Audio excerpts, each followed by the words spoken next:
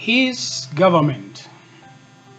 The Constitution defined a three-tier government.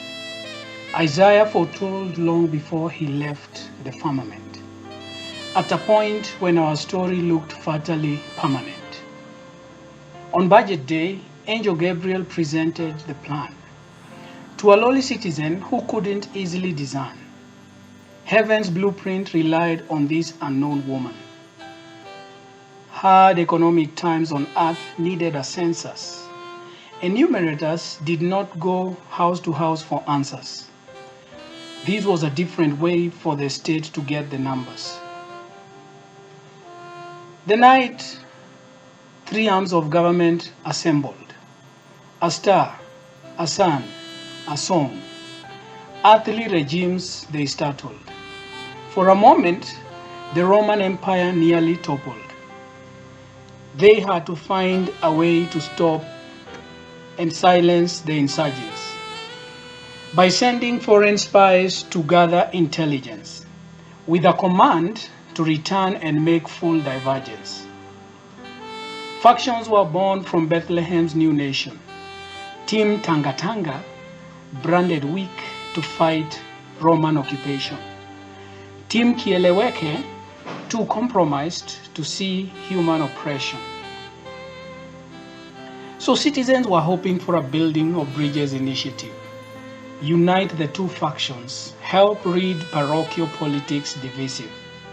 With one voice send Caesar a message fearlessly and combative.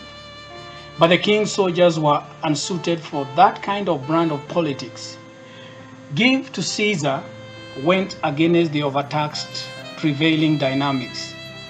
Dining with the corrupt wasn't one such zero-tolerance tactics. Citizens expected devolved health to be more effective. Money allocated for contagious illness, curative.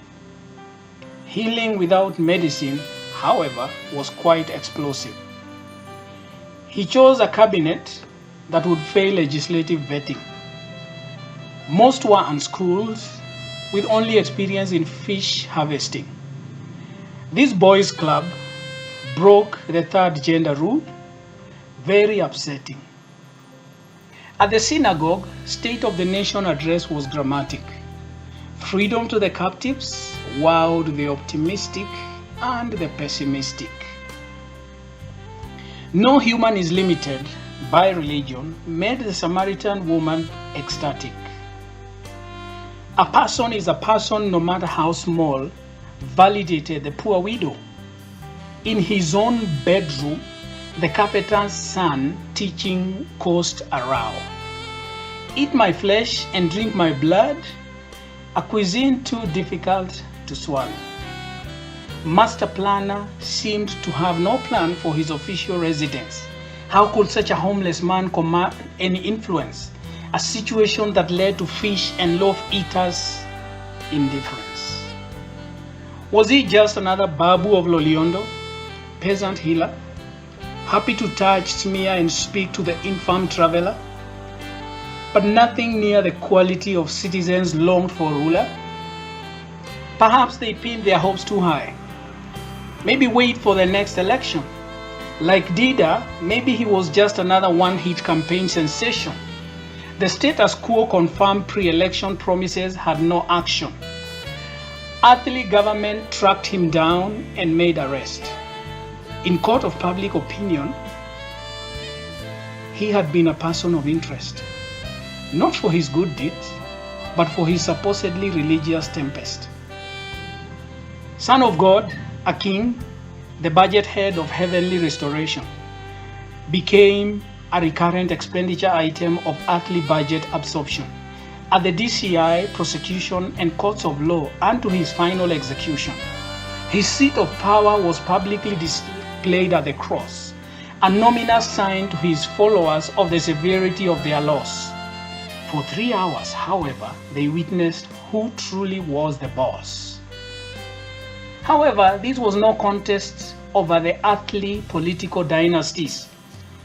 How a hustler's carpenter defied ancient political gravities and soared to the highest office which was a sign of democratic liberties.